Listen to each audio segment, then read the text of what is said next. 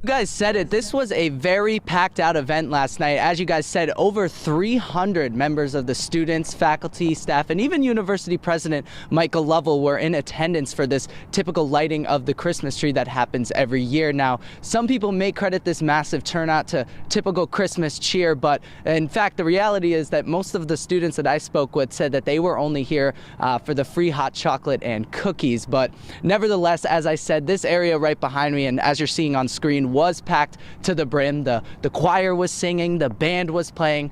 One of the most notable things that did take place here last night, though, when University President Michael Lovell gave his typical 3-to-1 countdown to actually light the actual lights of the tree, they didn't go off immediately, but after just a few seconds, these lights did turn on according to plan. Now, keep in mind, this is a tradition that has been going on at Marquette for a while, but this tree has moved around in the past. This is just the second year in about 5 years that they've actually held this Christmas tree lighting outside of St. Joan of Arc. As we know, there was some construction that went on prior in the past couple of years, and it forced the tree to move to the west side of AMU. But the university officials that I did speak with last night tell me that now, if you look behind me, you will notice that the bar is still currently operational. Now, this being in fact because the city council has granted McGillicuddy's what is known as a delayed suspension. Now, this essentially gives businesses the chance to not only prepare for the loss of business, but also give them a chance to showcase that they can do the things that they need to do to remain open and potentially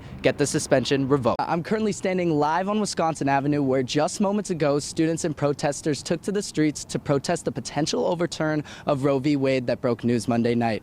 I was just live on the scene earlier today, where I was able to talk to students and protesters, many telling me that they didn't even know that this event was taking place. Behind me stands La Lumiere Language Hall, home of the Department of Foreign Language Studies. Several classes are taught here daily, ranging from Chinese to Arabic and German. Many of the professors telling me that while they emphasize the learning of foreign language, they emphasize culture just as much.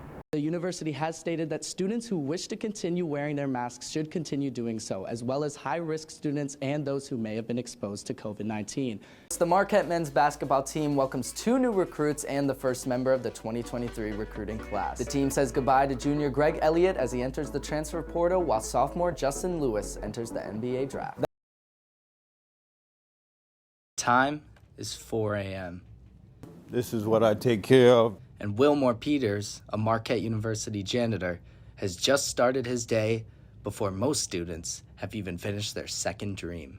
I'm in charge of a couple of floors, so I check all my floors, check this, then I proceed on cleaning the bathrooms, the hallways, furniture, and all that, et cetera, things that need to be done throughout the period of time I'm here. But Peters does a lot more than just clean the building. What's up, man? Hey, what's going on, man? How are you? I'm good, man. This one of the other guys is on my floor right now, too. Pretty good guy. Peters makes it his mission that every student in the Commons feels welcomed, happy, and cared for. You really brighten everyone's morning. Regardless of their relationship. Well, thank you very much. Have a good day. You too. I can say I never have a bad day here at all. And with Peters around, students aren't having any bad days See either. right here, she's awesome. She's studying right now. But we talk every single day about life and what she should be doing, and she's doing a marvelous job each day. So keep doing what you're doing, okay? In the morning, walking to class, and you see him in the hallway, he always gives you a fist bump, just give you some words of encouragement. His words of encouragement? Prepare for the challenge. And the challenge is not about, you know, going to class every day and do this. It's a challenge of learning what you're doing in the classroom. And also when you get out of the classroom, make sure you have a plan so you can perceive on doing what you need to do as far as your classes and X, Y, Z, and the other things that comes with it. I'm TJ Dysart. Thanks, man, fellas. See y'all again, man. Marquette Wire News. Marquette students are familiar with the beeping sound that takes place when an MUID makes contact with a sensor in the desks of residence halls. Thank you. But this year, students will have to hear the beeping sound in order to gain access to their residence halls as well. After a successful pilot launched by MUPD last year, all residence halls will be now locked 24 hours, 7 days a week. Students will need to use their Marquette ID to access all residence halls.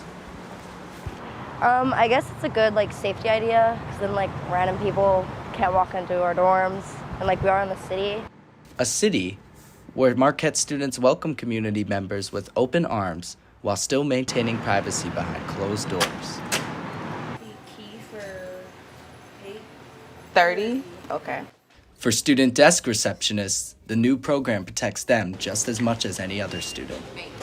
Obviously, no one wants to be in the front lines when you think about danger or being the one that has to kind of, because I'm like protecting the upstairs by who I give access to upstairs. But just like any other rule, it might take a little getting used to. I do think it definitely helps with safety, but sometimes it does get annoying for sure. I am very fond of losing my ID, and not losing it, but just forgetting it in my room or whatnot. I'm TJ Dysart, Marquette Wire News. LED lights, friends, and loud music is a typical atmosphere that the five senses may pick up on a trip to Water Street. But for one popular bar, the noise may be a problem. The problem being, Milwaukee School of Engineering residents and residents in Milwaukee's Water Street are tired of the loud noise and lack security. And while some may think the loud noise is nothing to cry home about, I think if you're living above a bar, you should have a reasonable expectation that you're going to have some loud nights. the Milwaukee Common Council Licenses Committee sure thinks so. Rule with a 10-day suspension of the Class B Tavern doing business as McGillicuddy's Bar and Grill in the 4th Aldermanic District. Written objections have been filed.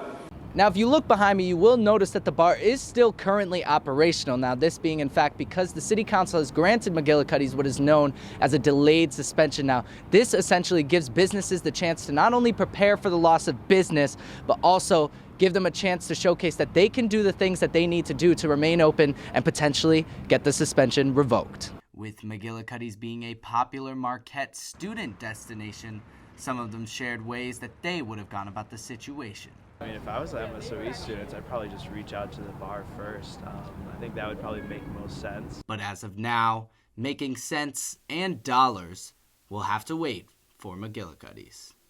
I'm TJ Dysart, Marquette Wire News.